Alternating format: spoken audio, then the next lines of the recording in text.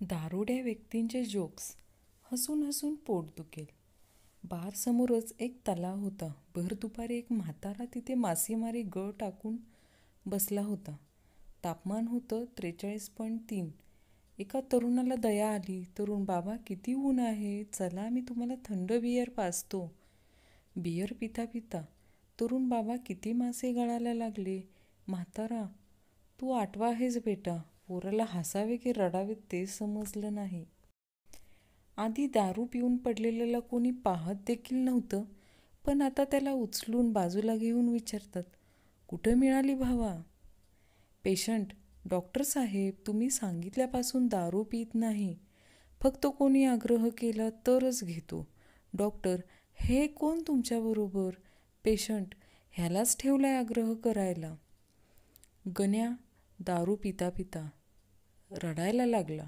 टिन्या, काय र गण्या, काय झालं? गण्या, यार, ज्या पोरीला विसरायला दारू पितोय तिचं नावच आठवेना. काल तिघात एक खंबा घेतला. 3-3 पॅक येणार होते वाट्याला, पण एक जण 2 पॅकमध्येच आऊट झाला. मग तो पॅक मला मिळाला. होय, मी लाभार्थी. हे माझं सरकार आहे. दुकान मालक, काय हवंय साहेब?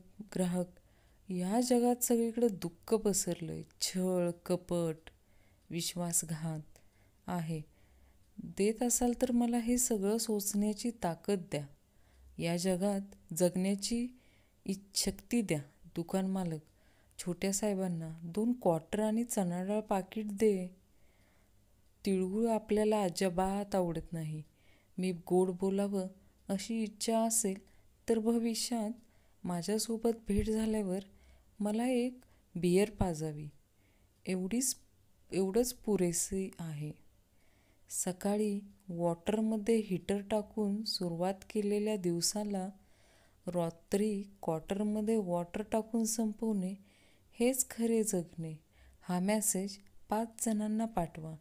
कोणीतरी संध्याकाळपर्यंत बसायला बोलवेल. ही अफवा कोणी केली? मावा गुटखा खाणाऱ्यांचा मोर्चा निघणार. का तर म्हणे हेल्मेट घातल्यावर थुंकता येत नाही. शराबी चाहे कितना भी अनपढ़ क्यों न हो, क्वार्टर के 3 पेग ऐसे बनाता है जैसे किसी प्रयोगशाला का बहुत बड़ा सायंटिस्ट हो. 2 बेवडे फुल टाईट होऊन चालले असतात. एक बेवडा, अरे काय सांगू यार, आज माझं घड्याळच हरवलं. दुसरा बेवडा, ते चालत होतं का? पहिला बेवडा, हो. दुसरा बेवडा, मग ते चालतच कुठं तरी निघून गेलं असणार बघ. एक बेवडा ऐन लक्ष्मीपूजनाच्या दिवशी फुल टाईट होऊन येतो. बायको, काय हो, तुम्हाला किमान दिवाळीच्या दिवशी तरी पिणार नाही म्हणून वचन दिलं होतं ना. मला सकाळी बेवडा,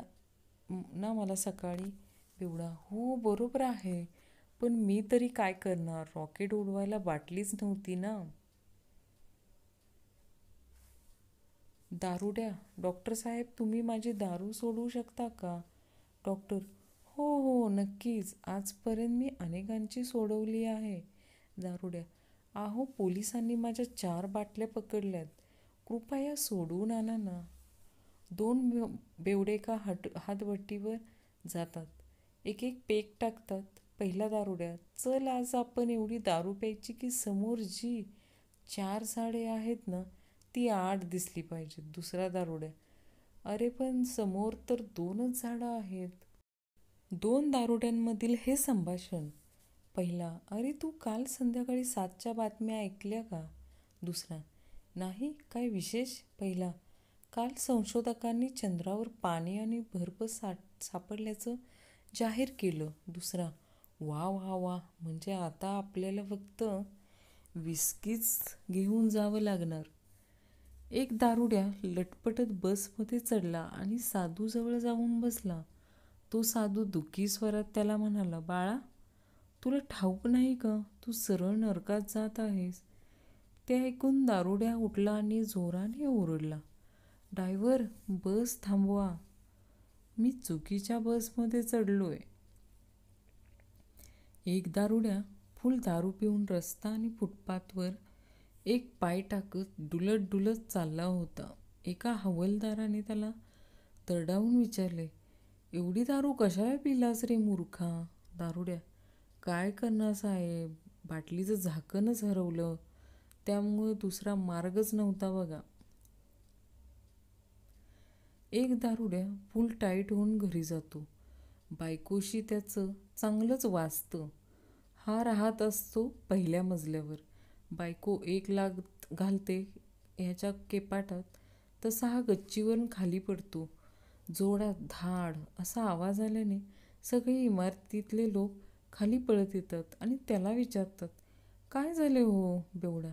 मला पण नाही कळालं काही झालं ते, मी पण जस्ट आत्ताच तुमच्या आधीच खाली आलो. दारुड्यांनी न्यूज चॅनेल सुरू केला. तर त्याचं नाव काय असेल? P24 तास. रहा एक पॅक पुढे, उघडा झाकण, प्या पटकन.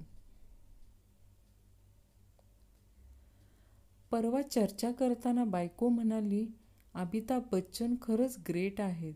ते दारू न पिताही दारू पिल्याचा अभिनय किती सुरेख करतात. आता बायकोला कोण सांगणार, दारू न पिता दारू पिल्याचा अभिनय करण्यापेक्षा दारू पिऊन न पिल्याचा अभिनय करणं किती अवघड असतं ते. अखिल भारतीय श्रावण संपल्यावर बसू संघटना एका अट्टल पिणाऱ्याला प्रश्न विचारला. प्रश्न, तुमचे आवडते कवी कोण? पिणारा, मंगेश पाडगावकर. प्रश्न, अरे वा, त्यांची कोणती कविता आवडते? पिणारा, झोपाळा वाचून झुलायचे. आयुष्याचा अशा टप्प्यावर आलोय ना की rose day, propose day, chocolate day आणि व्हॅलेंटाईन डे याचा काही फरक पडत नाही, फक्त ड्राय डेचा फरक पडतो. 12ही महिने दारू स्वस्त विकून अपार पुण्य मिळवणारी नगरी दीव आणि दमण यांच्याकडे कोरोनाची एकही केस नाही आणि सगळ्यात पहिले राज्य कोरोनामुक्त गोवा झाले आहे. अशा पवित्र भूमीला कोटी कोटी वंदन. आज अनेक राज्यांनी वाईन शॉप चालू करण्याचा निर्णय घेतला, कारण त्यांची अर्थव्यवस्था डबकाईला आली आहे.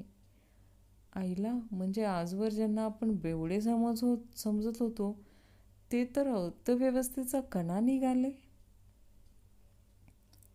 आज चक्क ग्लास माझ्याशी बोलले, लिंबू सरबत तरी करून प्या. आम्ही आयुष्याच्या त्या टप्प्यावर पोचलो आहोत की आम्हाला गुलाब day, teddy day, promise day किंवा व्हॅलेंटाईन डेबद्दल त्रास होत नाही, पण ड्राय डेचा नक्की होतो. Monsoon alert. कृपया घराबाहेर पडू नका, घरातच पडा. एका देशी बारमध्ये एक गुरुजी शिरतात. पहिल्याच बेवड्या मित्राला पकडतात आणि म्हणतात, दारू पिणे वाईट असते, सोड पाहू. बेवडा मित्र, कदम गुरुजी, तुम्ही कधी घेतली आहे का? गुरुजी, नाही, कधीच नाही. बेवडा, एकदा घेऊन पहा, नाही आवडलं तर मी पिणे सोडीन. गुरुजी, ओके, पण चहाच्या कपातून द्यायला सांग, उगाच लोकांना मला पिताना पाहायला नको. बेवडा जातो गुत्त्याच्या मालकाकडे आणि कपात दारू मागतो. मालक, अरेच्या कदम गुरुजी आले वाटतं. गच्चीवर मक्याचे दाणे ठेवले चिऊताईसाठी. खाल्ले का बघायला गेलो तर त्याचे पॉपकॉर्न झाले होते. मग काय, मागवली बियर. सकाळी वॉटरमध्ये हीटर टाकून सुरुवात केलेल्या दिवसाला रात्री क्वार्टरमध्ये वॉटर टाकून संपवणे हेच खरे जगणे. हा मेसेज 5 जणांना पाठवा, कोणीतरी संध्याकाळपर्यंत बसायला बोलवेल. काल रात्री फेसबुकला स्टेटस टाकले. रात्री उशिरा मित्रांबरोबर पार्टी झाली. 7 पेग झाले. टूप ड्रायव्हिंगवर माझा भरोसा होता, पण मी जबाबदारीची जाणीव ठेवून माझी कार तशीच ठेवून ओला मागवली आणि ओलाने गेलो. सर्वांनी माझे कौतुक केले. 300 लाईक, 50 कमेंट आल्या. त्यातील एक कमेंट भारी होती. भाऊ, तू ओलाने गेला कुठे? पार्टी तुझ्या घरी होती. बारमध्ये बसण्याचे फायदे: 10-20 रुपये टिप देऊन वेटरकडून आपली लाड पुरवून घेता येतात. चना डाळ में कांदा टमाटा अलग देना, बॉइल्ड एग के साथ नमक और काली मिरी अलग देना, काकड़ी पे चाट मसाला नहीं चाहिए, पंखा चालू कर, बंद कर, स्लो कर, फास्ट कर, अच्छा गाना है, आवाज वाढव. ही नाटकं घरी अख्खी पगार देऊन पण नाही करता येत, असं माझं मित्र सांगतात.